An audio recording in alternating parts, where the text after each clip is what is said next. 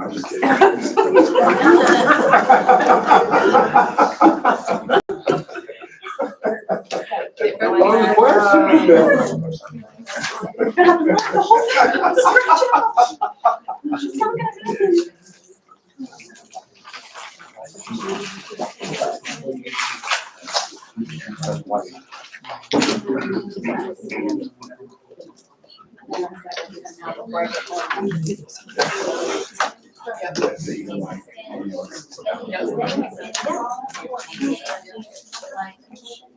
Like it's a race.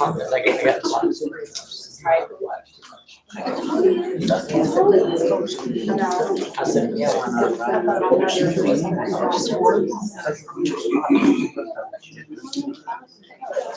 All by yourself.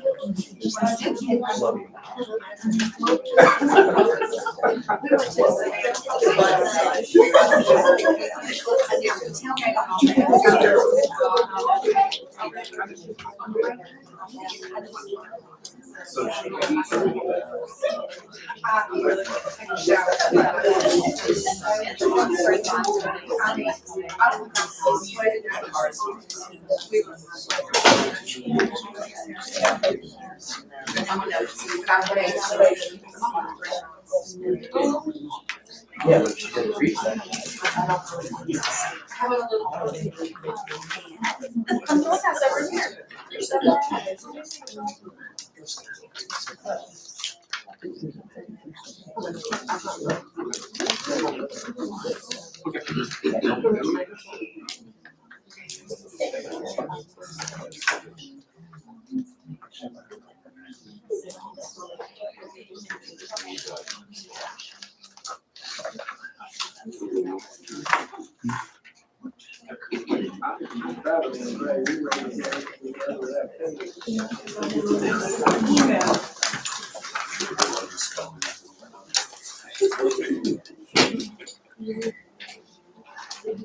I did it.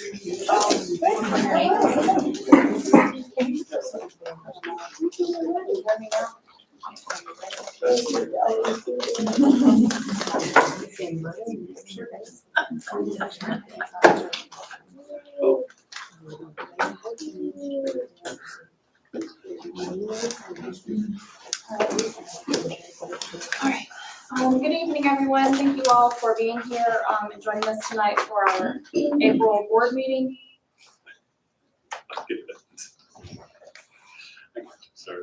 I'm going to go ahead and call the meeting to order. If you will, please stand with me for the Pledge of Allegiance. I pledge allegiance to the flag of the United States of America and to the republic for which it stands, one nation, under God, indivisible, with liberty and justice for all. Thank you all. PJ is going to read our mission and vision for us tonight. Mission statement. High Point Academy's mission is cultivating lifelong learners in a student-centered environment. Vision statement. High Point Academy's vision is an exemplary school of choice for academically minded families. Thank you, PJ. Debbie's going to read our 3 R's. The 3 R's, we practice the 3 R's, rights, the right to a quality education, the right to a safe environment, and the right to reach my potential. Respect. I will respect my classmates, I will respect my teachers, I will respect myself. And responsibility. I'm responsible for my education, I'm responsible for my actions, and I am responsible for my opportunities. Thank you.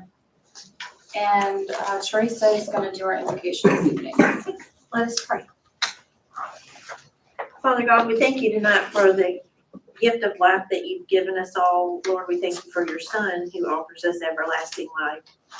Father, we pray tonight for your guidance in everything that we do. We ask your blessing on all those that are in attendance tonight, all the students and families of High Point Academy, the staff, administration, and the board members and their families, and all the visitors who may be here.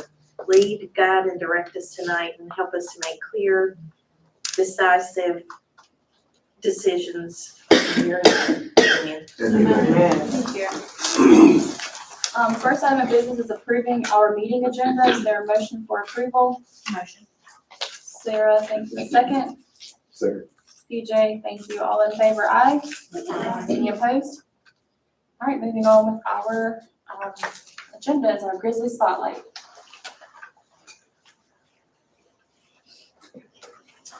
We have quite a few elementary students to spotlight tonight. All of these students were chosen because they have artwork on display at Chapman Cultural Center, and which is very exciting. It was on display from throughout the month of April into, I believe, May 2nd. They had a reception. Families were invited to go take a look. So all of Spartanburg County gets to see how talented our students are. None of these kids are here tonight, but I'm going to call their names so that we are celebrating them anyway. So for our elementary representatives, we have Adeline Prince, Cassius Thompson, Kayla Flores Gomez, Scarlett Glover, James Lancaster, and James Kovalchuk. So we are very proud of them, and we can't wait to see their art and their talent continue into middle school and high school.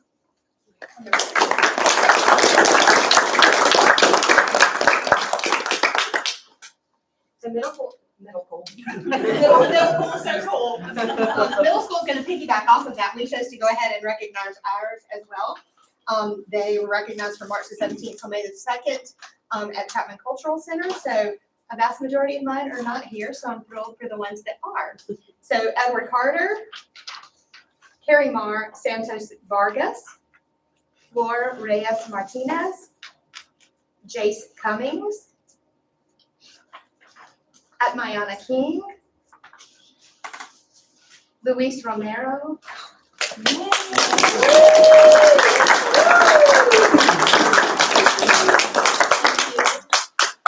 Angelina Bandit, Solomia Burazna, Madison Green, Coraline Avakian, Hannah Browning,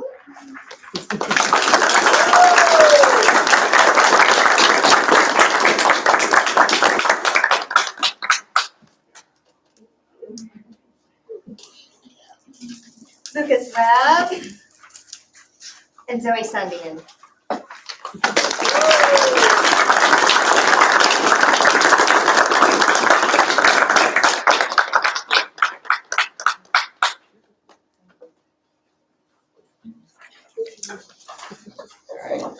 Mr. Hammer is not here.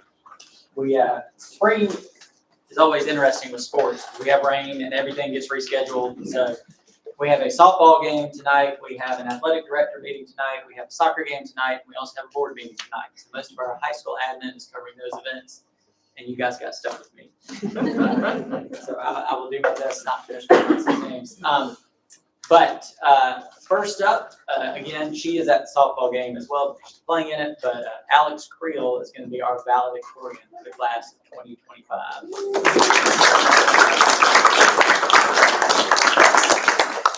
And our salutatorian, I think, was also not able to be here, but it's Racist Friendship. We are salutatorian.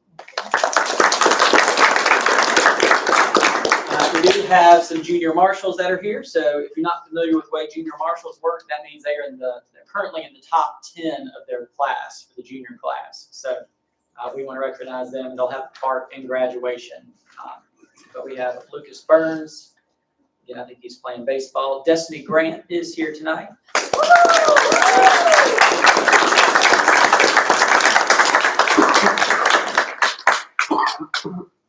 This can't get me wrong. They slid on me. There we go. At least we called it. All right, Chase Courtney, Angelina Demitovich,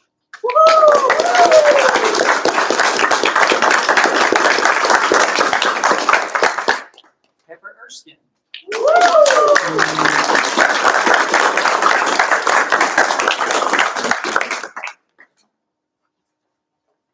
Abigail Ledoux. Kylie Lauder. Yeah. Gavin Mack. Madison Coy. And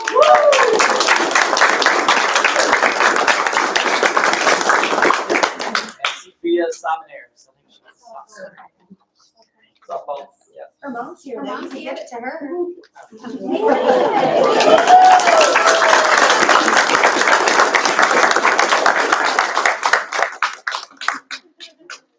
That's our high school.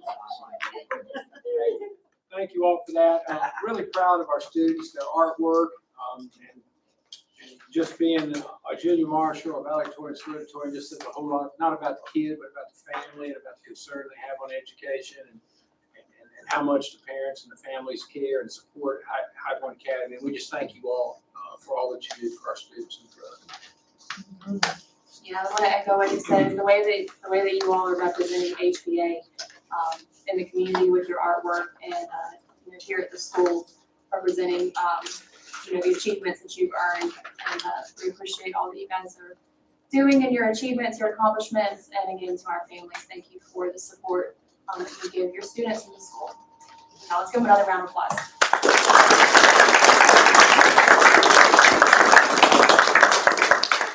Families, you all are welcome to stay for the rest of our board meeting, or like Mr. Lancaster said, you probably have 5 other things you need to get to tonight also. So we appreciate you being here. If you want to go ahead and head on out, now is your time to do so.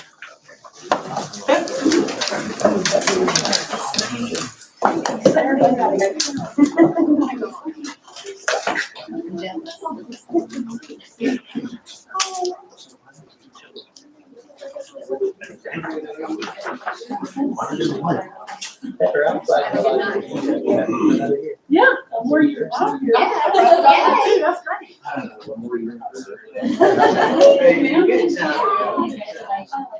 Bye, baby. He's gonna be ready to put him At this part. up. Whenever you call him. Okay. We've got him online right now. Okay. You just can't see him. Okay. We have 3 sets of minutes to approve. First is our regular board meeting from March 24th. The whole set.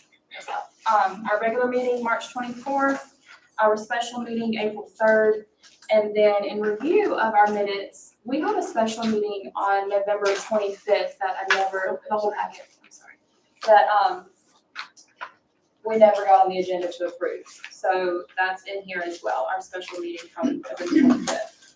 So take a minute to review, look over those. This is only one thing. Yes, I'll go to it. Oh, okay. I'm sorry. I was separating. Gosh, you already done that.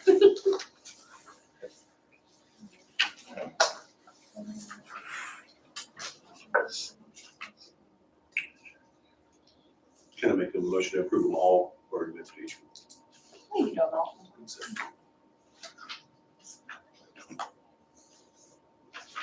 Second. I'll make that motion, yeah. Thank you, Matt. We have a motion from Matt and a second from Sarah to approve the minutes from March 24, 25, April 3, 25, and November 25, 24. Is there any revisions, corrections, adjustments to the minutes? All in favor, aye? Any opposed? Minutes are approved. Thank you very much. And our March financial update. We have joining us tonight Chance Massey with Copper Advisors. Last month, Chance has been working with us over the last couple of months with some financial updates and some adjustments and changes that we've made to how we are moving forward with our finances. And Copper Advisors is going to be our third-party accounting provider going forward. At our board meeting last month, we approved engagement with Copper Advisors. So first, an introduction of Chance, and he'll give you a little background of who he is, but then share some March information for us. Thank you, Chance. Your turn. Can everyone hear me? Yes. Very well. Let me turn you down a little bit. Well, good evening, everybody. My name is Chance Maskey, and I'm with Copper Advisors. I serve as really an outsourced CFO for a lot of schools, and I've worked with High Point on a couple of different projects we're going to talk briefly about tonight. Let's start with just looking at March. I'll have some better, more formalized reports going forward. We're working through adjusting your year-to-date numbers at this point based on some analysis and procedures that were performed for fiscal 2024. So let's talk about that real quick. The school, the audit that was prepared, there was some concern around whether or not that was accurate. The school reached out to me. We had some conversations. I did some analysis, and I performed an agreed upon procedures engagement. I determined there were some adjustments to our fiscal 2024 numbers and provided those adjustments to the auditors. And I got an email notification today that all the adjustments have been approved and an updated restated audit should be forthcoming really any day now. And based on those updated results in the audit that will be performed based on all the adjustments, the school both met their debt service coverage ratio for fiscal 24 and met the days cash on hand for fiscal 2024. If there are any specific questions around what was performed there or anything like that, I can address those. But the good news is we were able to figure out exactly what was going on, and we addressed that, and the auditors have agreed with our adjustments, and an updated restated audit is forthcoming. So if no questions about that, I'll talk about March itself real briefly. I can't really, I believe the year-to-date figures through March 31st are going to change. So based on the analysis that I've done and based on some more work we've got to do for fiscal 2025, but I feel comfortable with March numbers. I tied the revenue that the school receives in the state aid to districts and EIA revenue directly to the South Carolina Public Charter School District funding calculations. The overall month looked great. Salaries seemed right. Salaries and benefits seemed right in line with budget. And the school generated a surplus in March, which is overall year to date yielding a very solid bottom line, but not one that I can really give you an analysis as to whether or not the coverage ratios for fiscal 25 are going to be met yet until I finalize my analysis for fiscal 2025 to date. So we adjusted fiscal 24. All of those adjustments have been accepted. March looked great. I'll have better, reports and analysis for you going forward because we're just kind of now getting involved in unraveling some things. But I think the school performed well for fiscal 24, and it looks to me like they're performing well for fiscal 25 as well. Chance, this is Matt Nesper.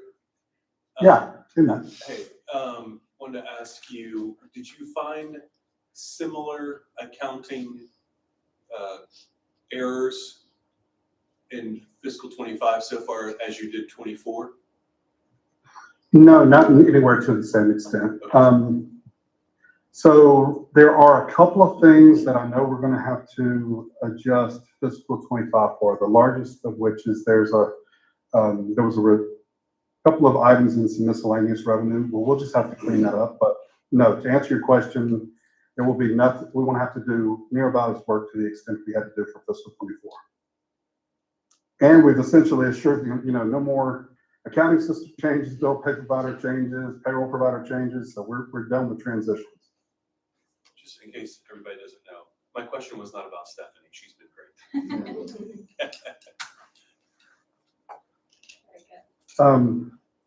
Yeah, absolutely. She has. Fantastic. Any other questions for Chance at this time? Chance, we appreciate you being with us tonight. We've worked over the last couple of months and appreciate all that you've, guided us on and given us feedback on and looking forward to our partnership going forward for sure. Yeah, are we gonna meet an executive to talk about some stuff? I Yes, think that's the plan. yes. Okay. About, I don't know, 15 minutes, 20 minutes. Yeah, Brian. Your report will be short, so hopefully only 15 minutes. Yeah, we'll check back in with you. So Greg, you just wanna shoot me a message when I can jump back in? Yes, I'll take you off the screen and then probably leave the meeting open, but take you off the Okay. screen and then I'll let you know when they're back. Perfect, sounds great. Thank you. Thanks, everyone. Thanks, Chance. Thank you. Thanks, Jan. Thank you, Trey. All right, you have school business. Oh, it's me. Your turn. All right, we have our quote for the day. For those who don't know, Andy Stanley is the son of Charles Stanley, famous minister in Atlanta. I think he's taken over his dad's church. I don't know that for a fact, but I think that's true. So anyway, moving on, we're going to do the Belize trip first.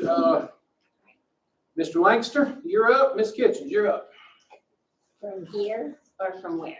Wherever you're comfortable. Wherever. Wherever there's people. Okay. Cheers. No. I am currently teaching, last year I was in the middle school teaching STEM, this year I'm in the high school teaching chemistry. I love science, love biology, love all that kind of stuff. And I love traveling. I grew up as a military brat. My dad was Air Force. So I had a wonderful childhood of all over the United States, over Western Europe and different places. And that is a type of education that you cannot reproduce in a classroom.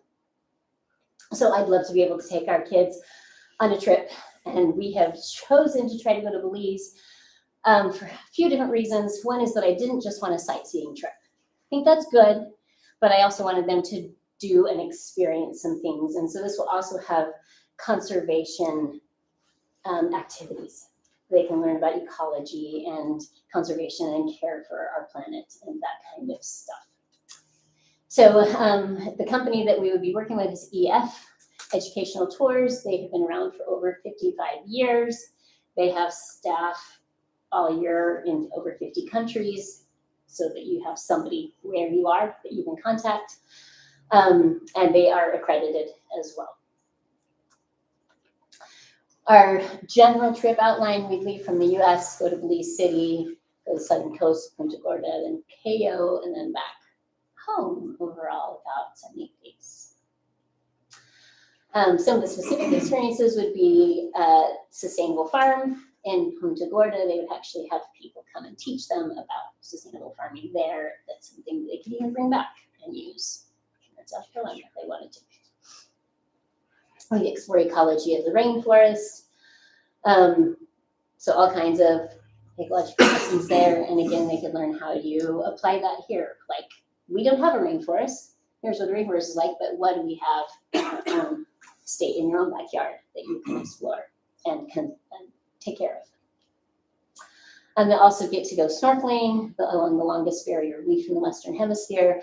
And during that time, they're going to help local scientists monitor manatee populations, actually doing some relevant scientific work. Travel dates are flexible because it's so far out. We're looking at this in June of 2027. We have a long time to pay for it. And so we, somewhere between May 29th and June 11th, we would go, and within, I think they said about 2 months beforehand, they would have a for sure solid, this is your exact departure and exact coming back. So yeah, 2 or 3 months. Included round trip airfare, hotel stays, regional style meals, a tour director, transportation, expert guides, guided sightseeing, and the hands-on STEM learning with local scientists. You or your children would have to pay for passports, baggage fees, tips. They have to pay for lunch. Breakfast and dinner are included, but not lunch. They've got to have an open mind. They got to be flexible. They got to have good behavior. They can't go. For the travelers, the EF Tours offers global travel protection, a risk-free enrollment period, so that you can get your money back if you change your mind.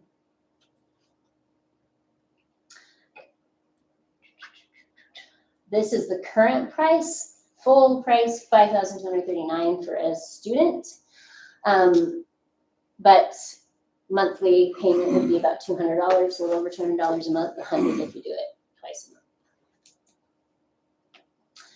month. We did send out a survey to the student body, middle school and high school, because it's 2 years out.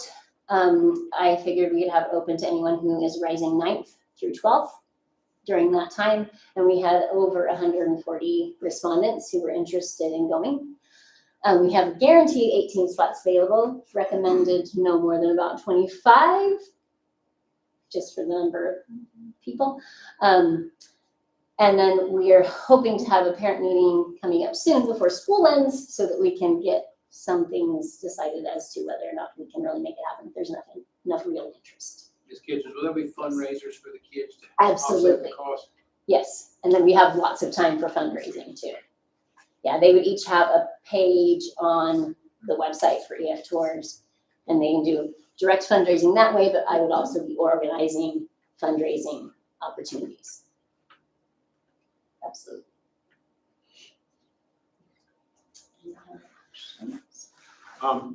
Mr. Lancaster, have you agreed to go on the trip? I think I've been nominated, yes. I'd be glad to do that. We have an administrator who has agreed to go on the trip with them. So thank you for that presentation and sharing that with us. Part of what we're doing tonight is similar to what we did with the chorus trip to New York. It's giving approval at this point to allow her to go ahead and start moving forward with some plans and seeing, what the parent meeting is and seeing if this is really something feasible for the school to do. With that group that we going through, would there be any other schools or field trips that we would like connect with, be like a bigger group? Depends on how many we get. Okay. If we get enough, we can go on our own. If not, there is a school, and I forget their name, but they are in Greenville, Spartanburg County, that wants to do the same trip at the same time. So it would be somebody relatively local that we could combine with if we needed to have a large enough group. What is your what's the chaperone ratio on like this kind of I trip? believe 1 to 6. There's one paid chaperone, like if there's 6 signed up, there's a fully paid chaperone. Any other questions? Teachers be able to vie for that spot if they want to go, or Yeah, you had mentioned as far as chaperones, you only wanted faculty or staff to be yes. a chaperone, so yeah. And then if more than that want to come, they can pay for it and go on too. Figure it out, yeah. Any other questions? Just so the board knows, 1 year before the trip, you would vote again, and then about a month or 2 before the trip, you would give your final approval, knowing if Belize is pretty U.S. friendly, but if they had a riot or a something overthrow of the happened. government or something like that, our trip would be refunded if something crazy happened like that. Yes, or they would give us an alternate one, Or we give go an somewhere alternate else, that, day or yeah. something like that. So, they- but the they board said has that. the right up until the day of the trip to pull the plug if something is bad. Right. Right. Makes sense. Would you, okay, so with it being in 27, when are you wanting to what's your time frame on locking in those 18 to 25 students? As soon as possible, but again, that can change, people can add all throughout those 2 years. So if we get students who come into our school and go, oh, I would love that opportunity, they would be welcome to as long as they're not at our full cap. Discipline records apply here. Absolutely. Right. If they don't behave here, we're not gonna take them 1,000 miles away in the jungle. Yeah. And you said you're planning the trip during the summertime, so they wouldn't miss any school Correct, they time. would not miss any school, it'd be right at the end of school. Yeah. Great graduation Yeah. present, right? That'd be fun. You're graduating with. Any other questions at this time? Sounds like a great trip. I don't, yeah, if you need any extra other volunteers. It's okay. That's not enough. I already have passport. Is it a real ID then? Oh my gosh. That's been in the making for a while.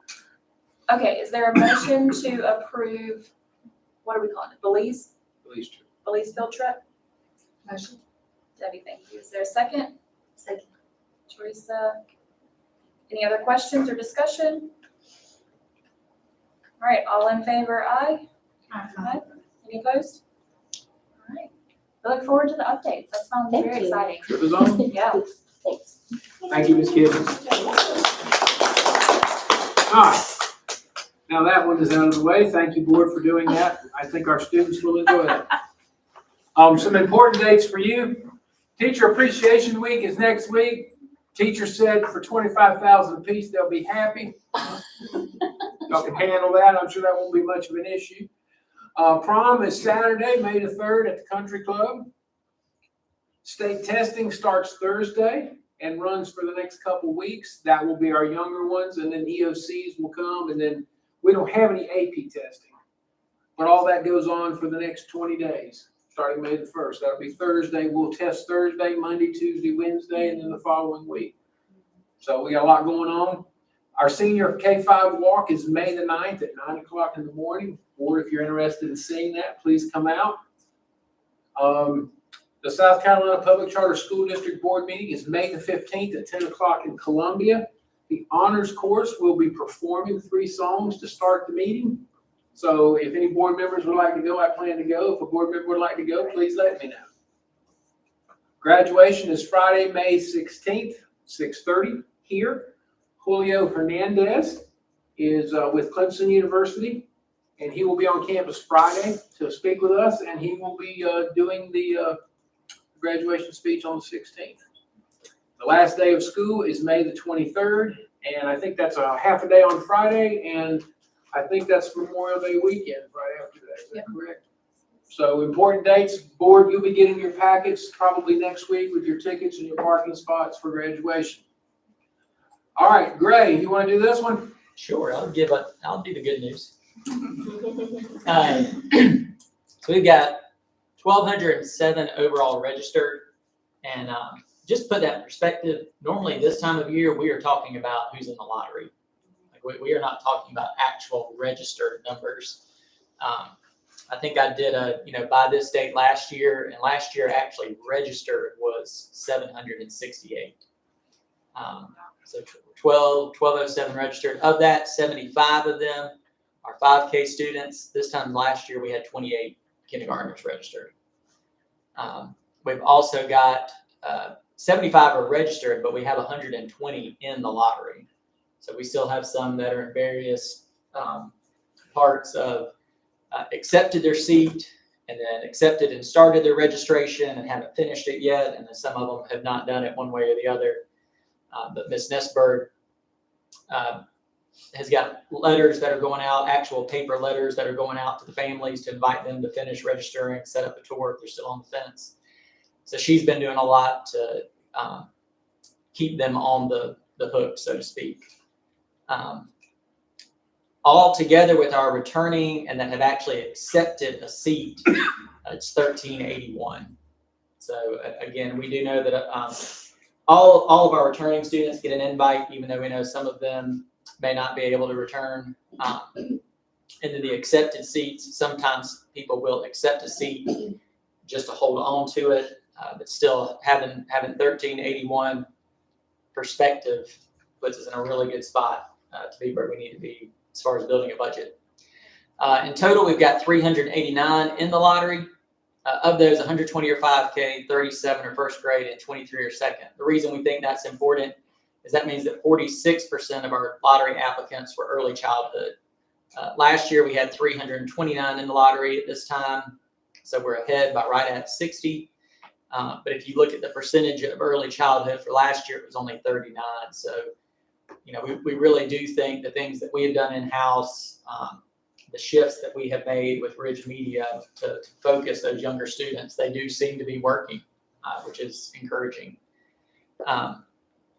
Again, one thing that we've noticed, we're actually pretty good about getting students in the lottery. Then there's also getting them from the lottery to in the school the first day of school. So while we have gotten the lottery numbers up, we're also trying to do things that make sure it transfers into students actually enrolling into school. Like I said, Katie Nesberg has done a tremendous amount with that this year. But one of the things that we're doing is having a kindergarten camp and new family days. The kindergarten camp is going to happen, I think we mentioned that, end of May. But we, Is that on a Saturday? It is Saturday, May 31st. That will guarantee we have parents coming. Right now, we have 45 who have said, yes, we will be there on that Saturday. but we also decided as we were brainstorming, it would be good to do that for new families. In the past, you know, you could potentially had a family that entered the lottery, got accepted, filled out their registration in March, and then they really didn't hear anything from us until first day or meet the teacher in August. And one of the things we noticed is for new families coming in at the same time as everybody else, that was a little bit overwhelming. So the three schools have also come up with new family days, which will be days just for new families. Again, it'll be during the summer, so it gives them another touch point before the beginning of the year. That'll be Hopefully- Wednesday, May 28th. Yes. May Yeah, 20th. we So- decided. So hopefully that'll make the transition not quite so overwhelming, and again, also keep them excited about being here. That's great. A lot of people have worked hard, our principals have worked hard, we've done a lot of tours, Katie has been emailing, and Joe has been emailing, and I think Rich Gary has helped get our message out. So we feel like we're in a good spot. I talked with Katie today, we went through, we feel like there's about 35 kids that we feel pretty confident that have not finished their registration that are gonna come, including some teachers' kids. So we feel confident that that number is gonna go up to 1240 in the next couple of weeks is people we feel pretty strong they're coming back and gonna come back. What it does from there, who knows? It could go to 1290, it could stay there. But we've worked really hard to get those registrations in and put us in a position to focus on budgeting. Gray, you got anything else? Yep. Excellent job, young man. Move on. Comprehensive needs assessment. We had this a couple weeks ago, and again, won't spend too much time on it, but just to tie it back that it is part of our strategic plan. One of the focus areas under fiscal responsibility was developing a balanced budget based on the 135 ADM, and as a part of that, completing a comprehensive needs assessment to gather data on where we needed to spend money for the next year. It was made up of 3 internal meetings and 1 external. You're only required to have 2 internal, but we had a lot of data to go through, so we added an extra one in. And then last week, and again, this is just the real high-level things that were common to all 3 schools. If you want to see the full slide deck from the CNA, it's available if you want to read through all of that. I will also have to type up an official report that's due May 15th. If you want to read that, I'll be glad to share that with you too. That is in the strategic plan. You can go look for that whole slideshow in the strategic plan. But these were kind of some of the highlights, and I do point it out just so you can see. We're also going to talk about the teacher feedback, and you can see some of the overlap that happened. Vertical planning time, PD for the new math curriculum is coming out, guidance curriculum, bathroom renovations. The parents were really wanting time outside for middle school and high school. We had a good discussion around that. You know, the biggest issue with that is just the logistics. We've got such a big building. When they're in the cafeteria, to get them to a safe location outside it's a 10-minute walk. You know, so it's 20 minutes of just travel before we can make that happen. Not to say that we're not going to make it happen, just that that's the holdup. Parking lot lights, and then the students asked for some more options in the uniform store. Part of the CNA process, we have to have students as a part of the meeting, so they were there too. Just so the board knows, that doesn't necessarily mean stuff they will wear at school. That's stuff they can wear outside of school. We're not changing anything with the policy, just they would like to buy stuff they can wear outside of school. To represent. They just don't really want to wear it. Mainly outerwear Yeah. type options. Teacher improvement survey. So again, going back to the strategic plan, one of the things was making sure that staff had a voice. So we came up with this improvement survey that we give out at the end of quarter 1, and then again at the end of quarter 3. For the most part, the questions are static. The idea was to leave them the same so that we could have benchmarks. But there is one section at the beginning that we kind of tweak depending on what the last survey said, to basically get some feedback. Have we made improvements in these areas? One of the things that I thought was promising was we had 92 responses compared to 86 last semester. So more teachers participating. Hopefully that means they think we are taking it seriously and want to give us their feedback. Some of the top things from teachers: enforcement of dress code is a priority. That is something we have talked with the principals about to make sure that that is happening at all 3 levels. Parking lot lights are a concern, as well as the parking lot and landscaping overall. But one of the big things, especially if you consider, we sent this out Q3, which is right when the days are dark, and or the end of Q3, right before the time change. So a lot of concern around getting those fixed. On the last survey, cleanliness was an issue, primarily classroom cleanliness. Our results on that had gotten better, but restroom cleanliness was still a concern that they had. And again, that goes back to, basically ours are getting cleaned twice a day, which seems like a lot, but when you've got tons of children going into the restroom every day, they get dirty very quickly.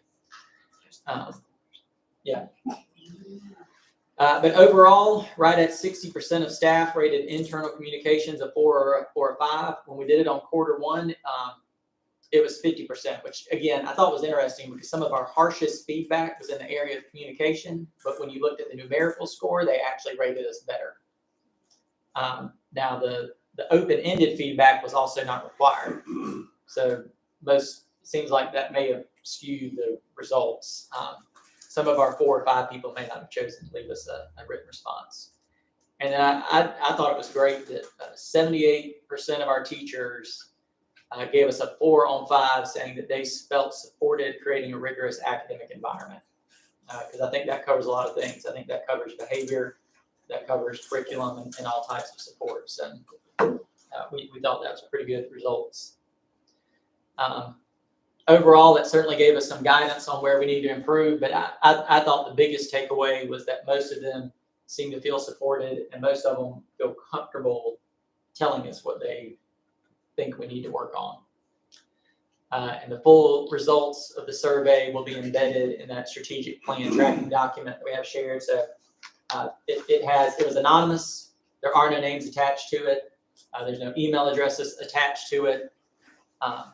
You can make a Google survey that allows them to only respond once while still keeping it anonymous. So you're welcome to read through all the comments if you would like to. And then this is my favorite thing to do with it. So I take the one that basically says, what do you think HBA's greatest strength is? I copy and paste everybody's answer and make a word bubble out of it. So the way that works is the words that are most common are the ones that are larger. So family, school, and students are still kind of the big ones that pop out when they talk about HBA strengths. But the one school comes up a lot: good teachers, community, arts, staff. So I thought that was a good visual for it. All right, next up, Shelley is going to talk to us about our math scores that we got back for the spring. And then when she's done, Kelly and Tammy are going to talk about what they're doing with the math scores with the teachers to prepare for testing. So Shelley, you're up. So, and I apologize, Ms. Buster, when I submitted this, the kindergartners had not quite wrapped up with their testing because they tested a little bit later than the rest of the population. So that's why you see the blanks there. But we are wrapping up our formative assessment, which was MAP, and heading into our summative assessments, which are SC Ready and EOC testing. And you can see, I shared with you earlier this year, I believe it was reading fall, what the scores were in the fall. And so you can see the progression over from the fall, and then the middle of the year we take it in the winter, and then the spring scores. And I'm not going to go over each line, but I will tell you can see in the green that is the score either improved or stayed the same or improved from the fall. Are these individual number of students or percentages? These are the percentage of students that are at or above grade level. Percentage of students. Percentage of students that are at or above grade level. And this map is very good predictor of how they can perform on the SC Ready. Now, it's not exact and things change, but, and we have hopefully have influenced some areas with what we have done based on our results from our map test that the principals will talk about in just a minute. But this generally, in historically speaking, is a good predictor for students of how they will perform on the SC Ready test. And so, the teachers, they look at their students, they try to close some gaps between now and when SC Ready starts, which, like Mr. Sherman said, it starts Thursday with writing. In 3rd through 8th grade, we have SC Ready writing on Thursday. We don't have anything on Friday. And then Monday is reading A, reading B is Tuesday, Wednesday is math, Thursday is science. Then the next 2 weeks will be EOCs in the high school. So we have a full almost month of testing coming up right now. So you can just see for what it is right now, and then I'm going to turn it over to, I'm going to start with Ms. Buster and let you talk a little bit about yours. Can I ask a question? Oh, are you gonna talk about the grades themselves? First grades in reading seem so out of place. Like that trajectory, do we have any idea why, what's going on? No, not fully.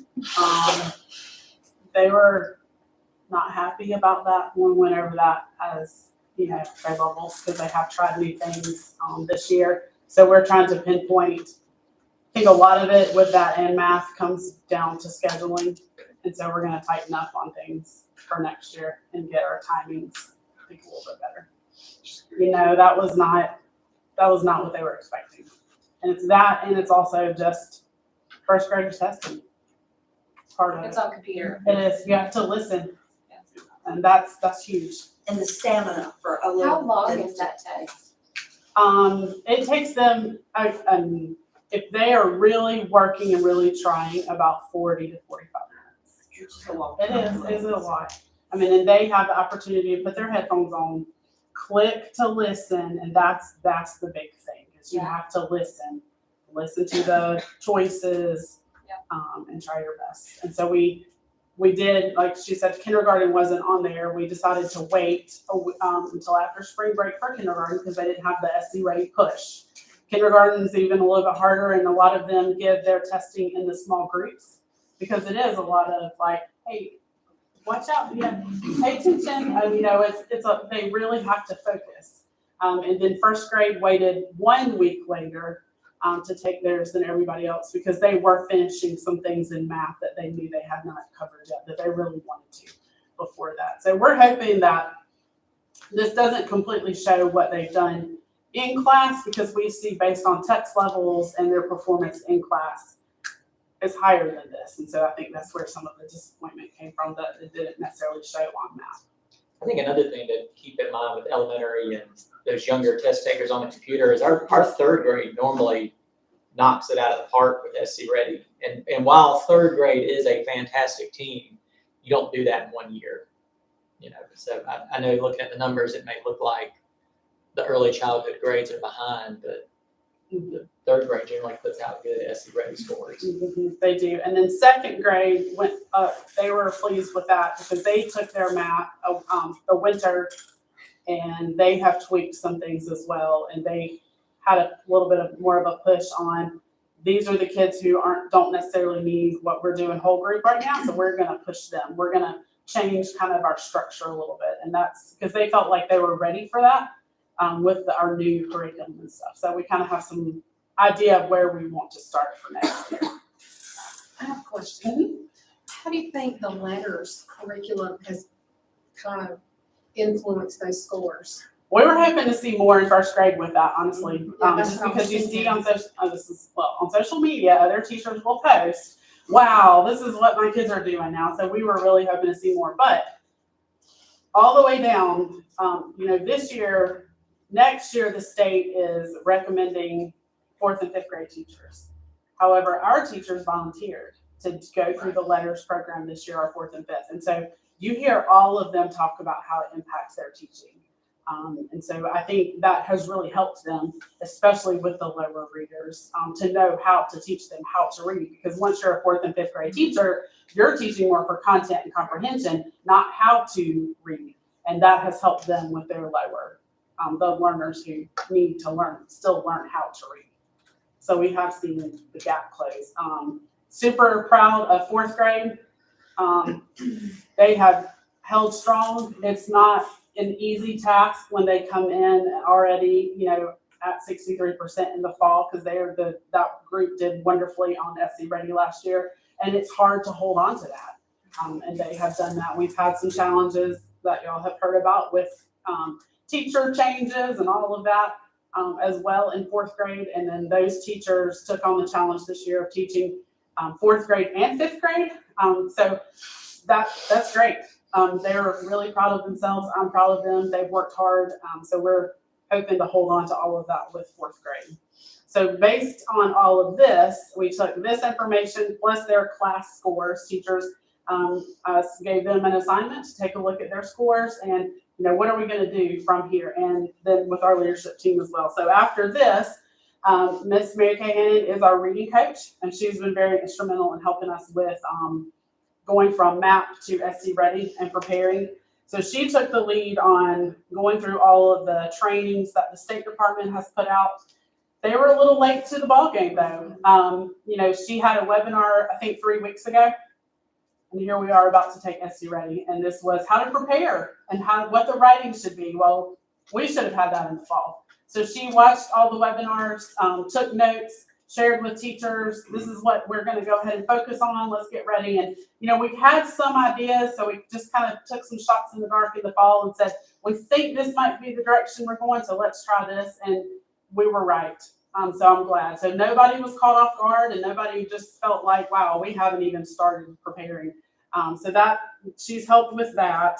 And we presented all that at grade level meetings. And it's been neat because the teachers really responded to, she demonstrated the sample lessons that the webinar suggested. And then every time I seem to walk through the hall, I have a teacher saying, hey, stop and see, this is how I did this with my class. So they've been excited to try, what was suggested. We even had a teacher who took it upon himself to create the rubric for all of that. So that's been good to see. In reading and math, we've used the sample SC Ready items, the very few that the state has released. So we have practiced those. We still use what's called coach passages. They're a little bit older, but they're very SC Ready-like. So we're using those in math and ELA to practice. We have used one of Mr. Sherman's favorite tools, ChatGPT, where some of our teachers have taken, they've taken a passage from, y'all heard us talk about literacy footprints that we use for guided reading. So they'll take a story and plug it into there and ask ChatGPT to create a TDW, which is a text-dependent writing, which is the kind of writing they're going to have on SC Ready. So they're taking the text that they're reading and turning it into a practice question. So some of them are learning how to do that as well. For writing, we've completed our 3rd writing benchmark, and this time 3rd, 4th, and 5th, we're required to do a rough draft and type it, which is kind of what we're doing. And they're practicing on Typetastic this time, doing all of that. Kelly, talk about the significance of 3rd graders writing on a computer for a major test and how hard that's been on your teacher. It has been hard. Just the fact of they have realized, we thought that the writing was going to be heavy and the kids had to add dialogue. So just having to explain to them how to add the quotation marks in your typing, that's hard.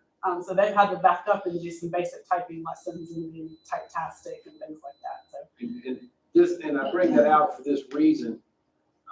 Our state General Assembly and all of their wisdom have decided that there's about a 99% chance we're going to put cursive writing back into schools, and it's going to be placed right in 3rd grade, where we're trying to teach the kids how to use the computer to write, to turn around and teach cursive as well. I don't know how our teachers are going to have time to do all of that. It's really short-sighted thinking by our state legislator. I'm not against cursive writing. I just don't think with all we have to do in 3rd grade, I just don't think it's a good grade to put cursive writing in with. how much time have you all spent on just teaching the kids how to use the computer and write in the computer? How much time does that take? A lot. I mean, it does take a lot of time, and I think the concern is just the stamina. I mean, it takes a long time to read the passage, write what you want to say, and then by that time you're done with it. You don't want to keep looking at it, but then you have to turn around and type it. So that's what we'll be interested to see, how long this is going to take, because a lot of times we do these over several days. Hey, today you're going to write it, tomorrow you're going to type it. So to have a 8-year-old write 3 to 5 paragraphs and then type all in the same time is going to be. And it's a lot of pressure for that age because there is high stakes testing for all the grades, but especially for 3rd grade. That's where the wall, What are they the typing on? Chromebook. Chromebook. So we've practiced. It's not going to be brand new, but It's a 5-paragraph paper, so it's gonna take them a while. it's supposed to be. And then they gotta write it out and then type it. It's just, for a kid that small who's never done that, I don't know if we're testing their writing ability or their ability to how to use the computer. I'm not really sure what we're testing.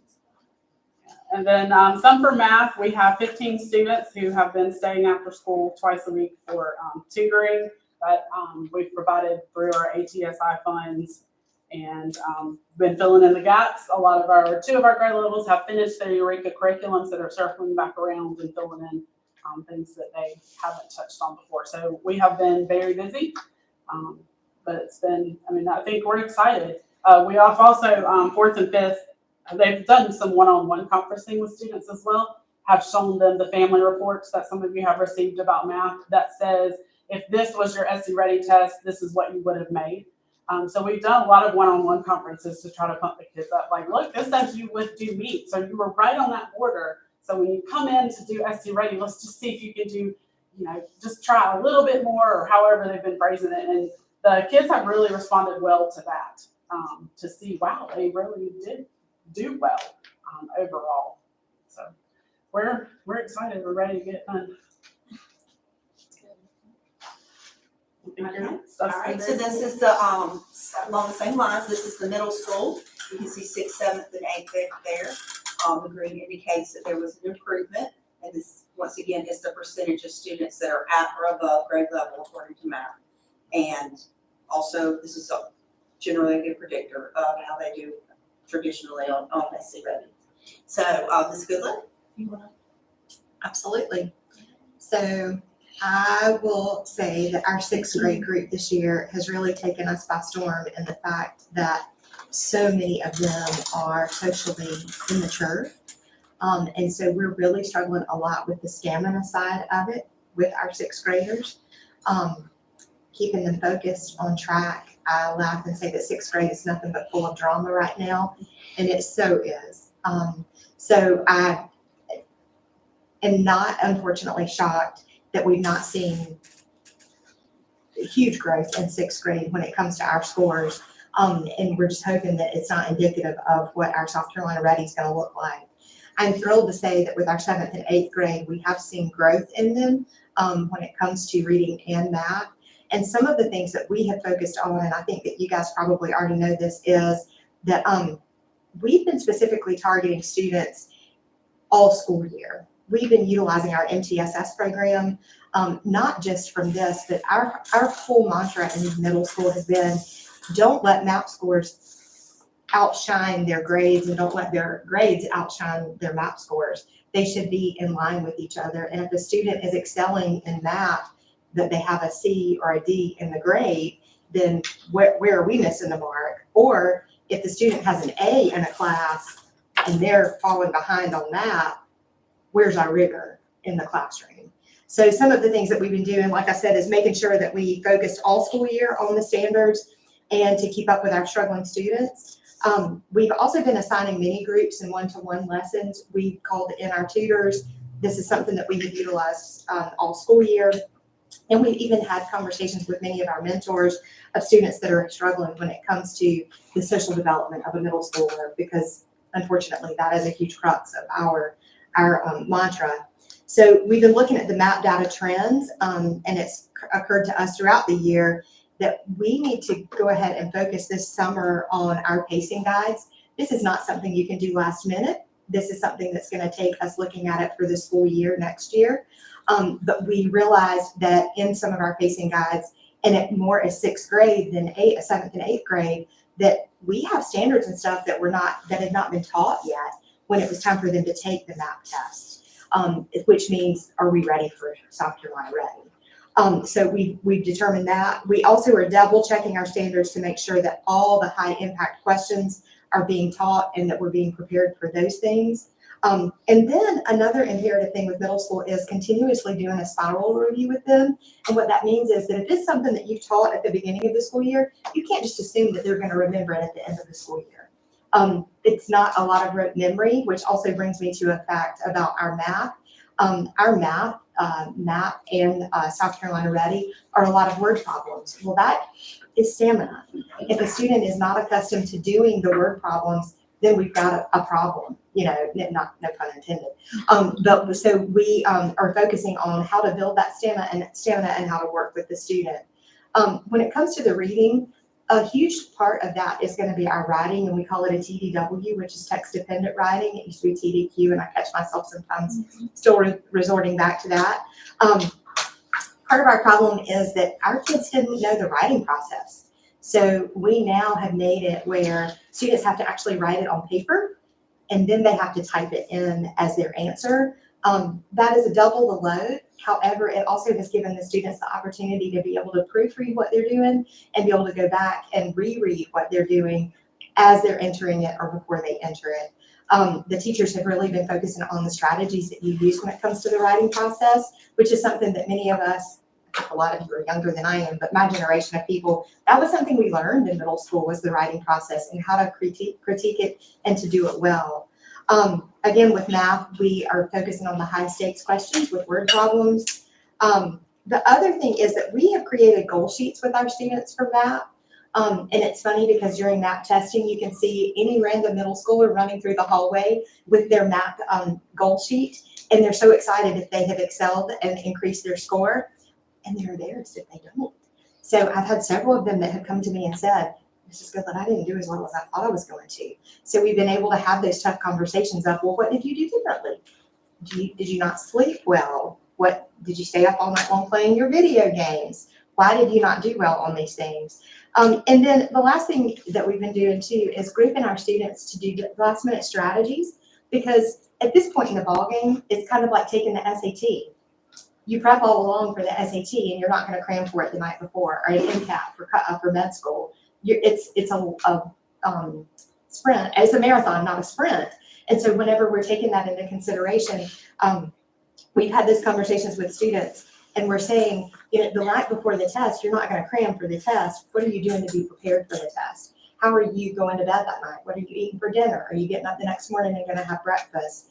And with that being said, we have a test toolkit that we're sending home this week with students, and I'm actually going to post it in Parent Square, because we all know if I send it home on a piece of paper, it winds up in the hallway. And so we're going to post those on Parent Square and say, these are some strategies that you guys need to be focusing on as a family. If your kiddo is playing in a baseball game or something that's going on the night before, how are you ensuring that your child's being fed and what time they're going to bed, and that they're not going to be up late? Because you guys would be amazed at the kids that I have that say, well, I slept for 2 hours and at 3 o'clock this morning I was up playing my video game. So we're not just focusing on what we can do to save the student, we're trying to save the parent also, and be able to educate them and say, these are some high stake things. These are some things that give us predictions for even next school year. How can we make sure that we're focusing on that with your kiddo? So, any questions? What class period do the middle schoolers take? We do fifth period. Fifth period. Yep. So they'll all report first thing Thursday morning to their fifth period class. That's a great question. Because I imagine that environment has something to do with Yes. how they Yes. take their tests. And fifth period in middle school is a class period that all of our kiddos are in their core classes. We don't have any related arts during that time. And so we kind of consider that our period. Yeah. Which is also something that we've talked about for next year as well, that we're giving our students some different opportunities. At the end of the day, we're going to have an advisory class. It's only going to be 22 minutes long, but we also know that some of these strategies and things that are not necessarily academia, that we can focus on in that, like testing strategies, social emotional learning, ways to be better prepared as a student, organization, how to use an agenda, all those kind of things. So, and we've learned that all of that plays into our MAP data, because if a student's not prepared, I was amazed in the fall, the students that we had that showed up and they were like, we're doing what today?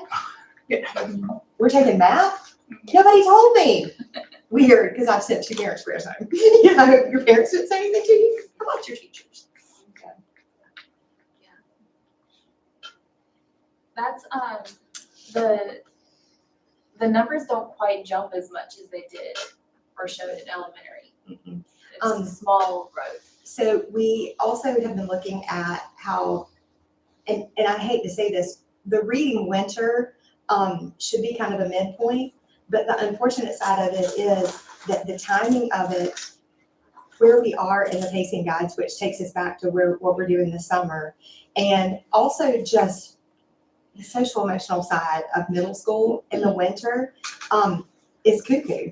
We're all everywhere. So in my mind, I truthfully compare our beginning of year to our end of the year and try to take out the anomaly of the winter because I do see a little bit of growth, probably more growth, obviously, from point A to point C. But that middle one it has been a hiccup for us for a couple of years based on our trend with the data.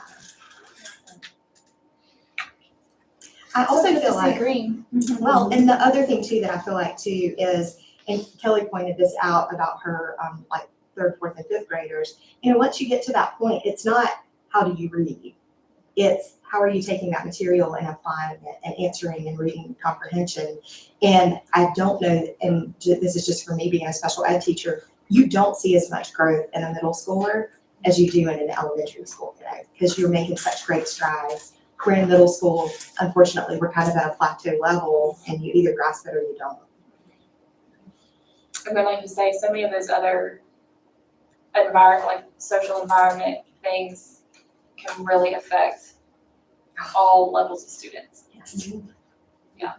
Well, and if you look at the national norm tables too, in the lower grades, from fall, like the norm tables from fall to winter to spring are big jumps.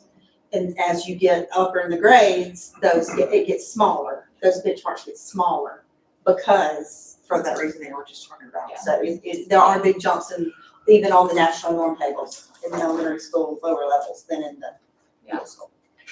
I also have to say too that I'm really proud of our teachers because they have been able to correlate through our MTSS system those students that are showing great gains versus the students that are not. And the ones that are not showing the great gains, I can go to any given teacher and they're going to say, we're having this issue. They're also failing this class. This is what's going on. Grandma's been really sick, so it has pulled this, So I have to say that our teachers have done an exceptional job knowing where we are with those individual kids. We didn't have many individual surprises either. Correct. I mean, the overall number was a little disappointing, but everybody, when I would ask them in their one-on-one meetings, tell me about these surprises, they know their students, and there wasn't any. I think that's throughout our school. I think we really have a great handle on where our students are, who needs help, who has needs.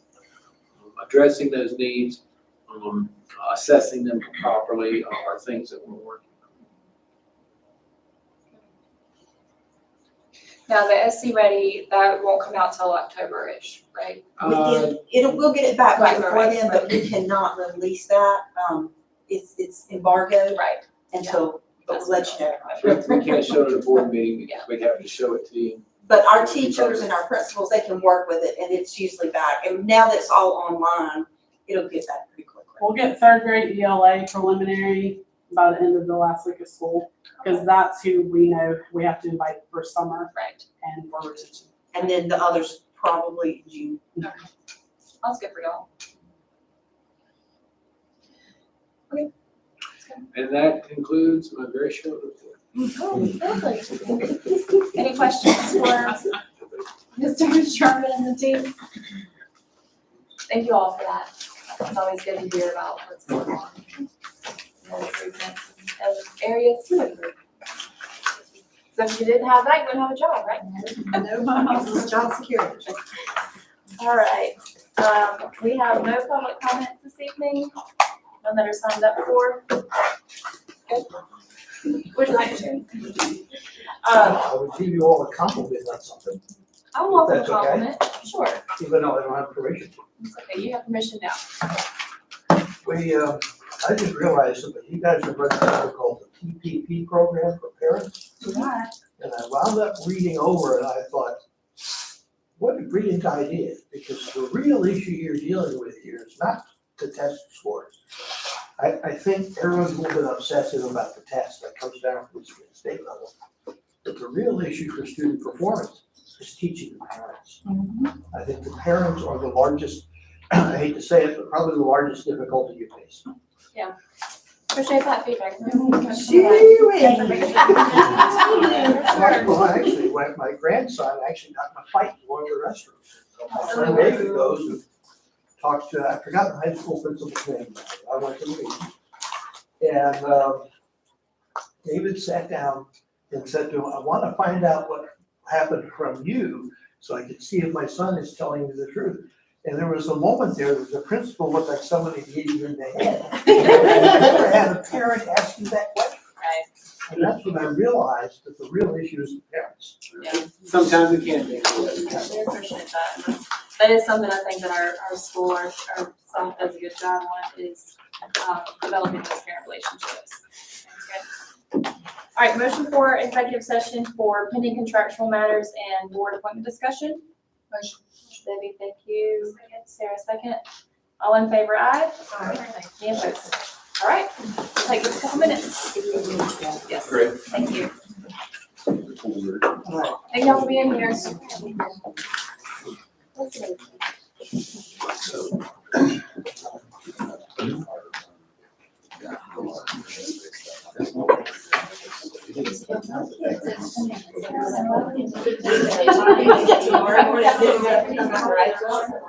Oh, wow. Well, I need you to know that